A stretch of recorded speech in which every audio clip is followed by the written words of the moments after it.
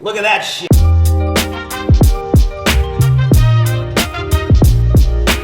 So this morning I'm doing something that I didn't really think I'd be doing anytime soon. I'm getting a DTF printer. This has been something that I've been on the fence about for a little while now, because if you've been following me for a bit, you know that I've been a little bit outspoken about my thoughts on DTF, because as a screen printer, I'm obsessed with screen printing. I'm obsessed with the quality, the craftsmanship, and what can be achieved from a high-level screen print. I have dedicated my entire life to screen printing for the past 7 or so years, so of course it's gonna be that way, but also, as a business owner, sometimes you have to step outside your own personal thoughts, personal feelings, opinions, whatever, because those can get in the way of progress. DTF has become a huge segment of our industry. It's obviously not going anywhere. The technology keeps getting better and better and better. And for me not to recognize that because my own personal opinions would make me a pretty shitty business owner, I think. So I'm glad I kind of had this realization, and we're going down the path of DTF to add this to the mix. Of course, it's not gonna replace screen printing, but it's definitely gonna be something that supplements the business and helps elevate us to get us to that next level. Now, my shop is pretty jam-packed. You guys probably didn't think I could fit any more in here, but over the past week, I've rearranged the entire vinyl department. I sold a bunch of stuff so that we can fit one more thing in here before we move to a bigger space. Well, it's actually like 3 more things, but they all serve one, or actually 2 purposes. The first purpose is obviously to use DTF in our day-to-day workflow at the shop, to use it to print shirts, hats, bags, whatever for our customers. And the second purpose, the one that I'm more excited about, is the fact that we are gonna offer DTF transfers to other shops at wholesale prices. So we're in the middle of building an online platform with an online gang sheet builder, the whole deal right now. That's gonna launch in a few weeks, probably around the time this video comes out or a little bit after. Yeah, we're gonna start supplying DTF to other shops or other people to help them elevate and build their own business, which I'm really, really excited about because I started off in a similar way using screen printed transfers. So it's cool to kind of go full circle and contribute back to how I started. The truck is on its way here right now. Super excited to get it. I'm gonna grab a couple of the guys to help me get this out of there and help me film this thing. Since you have camera experience, oh fuck, you get to operate Excalibur. Oh fuck. Since you don't have camera experience, Oh, did you just buy that? that's like the scene when Men in Black where he hands him that tiny little gun. Series 4 deatomizer. That's what I'm talking about. Noisy cricket. And don't forget, forklift certified.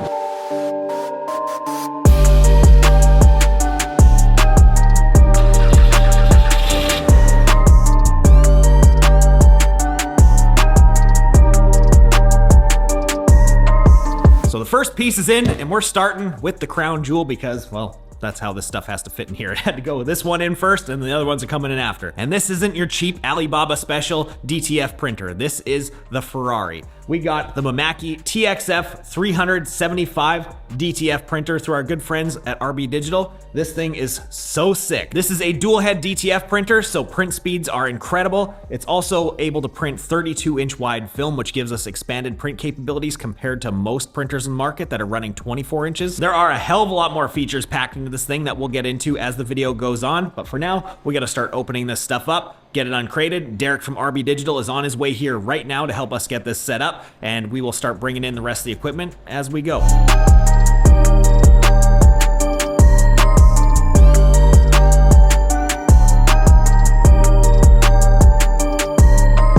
So initial unboxing impressions so far, Mimaki did an incredible job with the packaging and shipping of this thing. It is immaculate. Not a single teeny tiny little scratch, anything wrong anywhere. It was packaged so solid. Everything is taped super well, styrofoam, bubble wrapped. Like, it was packaged, ready to take a beating on its way here. So hell yeah, Mimaki. I know that's not like a big highlight feature, but it's definitely something important to mention when you're buying a piece of equipment as expensive as this is, because shipping and delivery companies do not give a shred of a shit about whatever you bought and how they bring it to you. My big automated screen printing press in the shop, that thing costs well north of 6 figures, and it showed up here full of scratches and dents and all kinds of stuff from the shipping and delivery. So for something to show up nice and immaculate and perfectly packaged like this, I really appreciate that.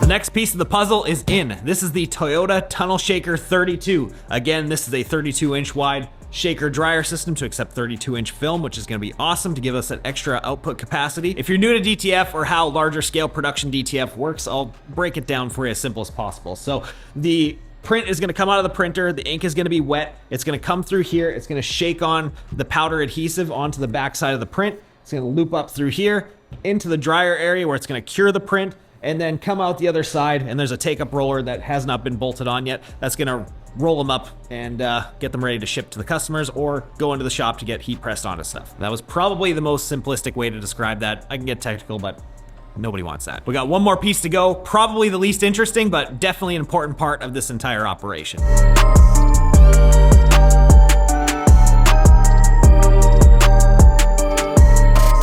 And the third and final piece of this puzzle is the Toyota Falcon fume extractor. The fumes that come off that DTF film and DTF powder as it goes through the dryer are, they're not the best. So having a multi-stage fume extractor like this keeps my employees and myself healthy, safe, you know, all the good stuff you'd want in a workplace. Well, this is sick. Now that we've got everything half set up and out of the box, let's check it out.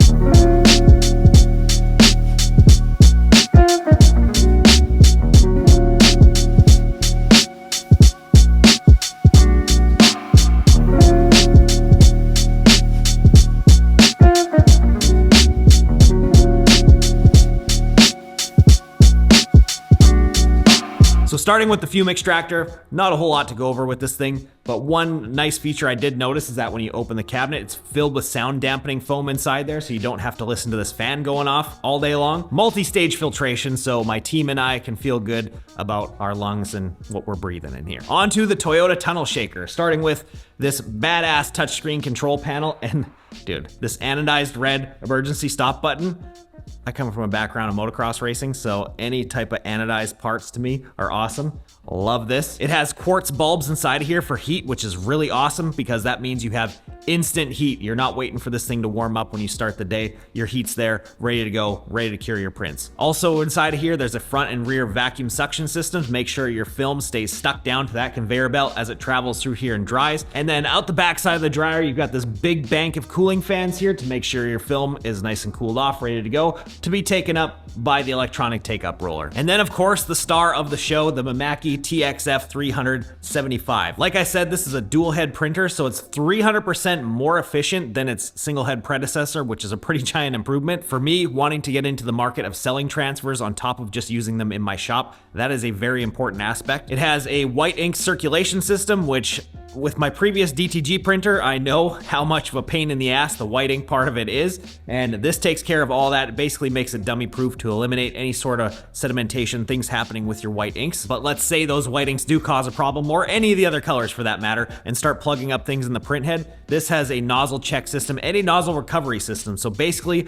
while the printer is printing, it's checking to make sure all those nozzles are firing, and if they are not, it will try to recover them, and if they can't, then it will correct itself so that it can continue on printing, probably by masking off some of the nozzles. That's something that my roll-in printer does.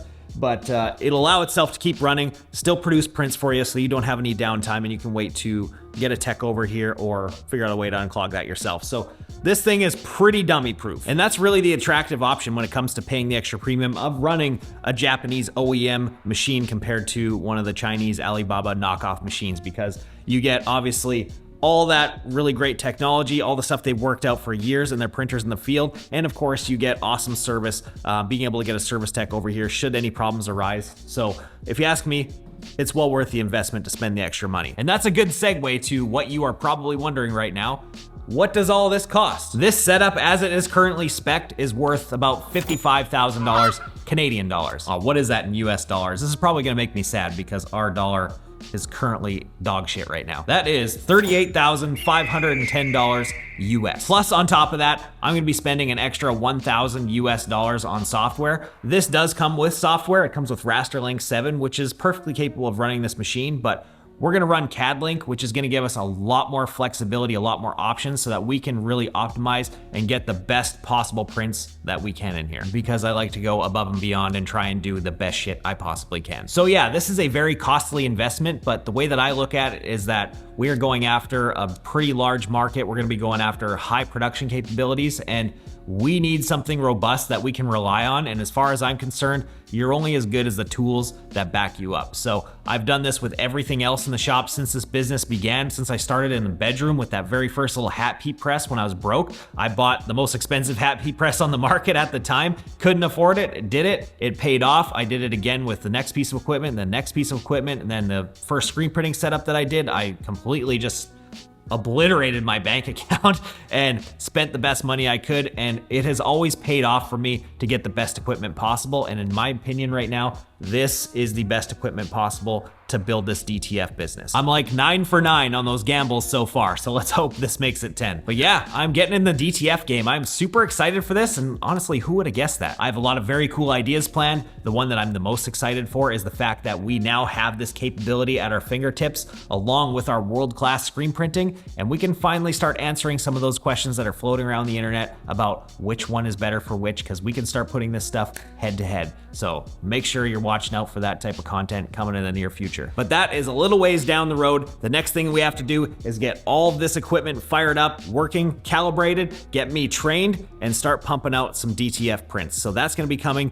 in the next video. Huge thank you to Mimaki and RB Digital for making this happen so quickly for me. You guys are amazing. I left a link down in the description so you can check this stuff out for yourselves. Make sure you click like on this video, subscribe if you haven't already. We'll see you again in the next one. Whoops. I'm gonna start making shirts of all the fucking hate comments I get and just wear videos. Okay, so the next piece of the puzzle is in, and this is the Toyota, I don't know what it's called. Toyota Tunnel Shaker 32, all right. Features this stuff, we'll go in reverse. Every time, man. I haven't shot a video in forever. The second I pull out camera, my phone goes off. Everything kind of half set up and out of the box. What the fuck was that?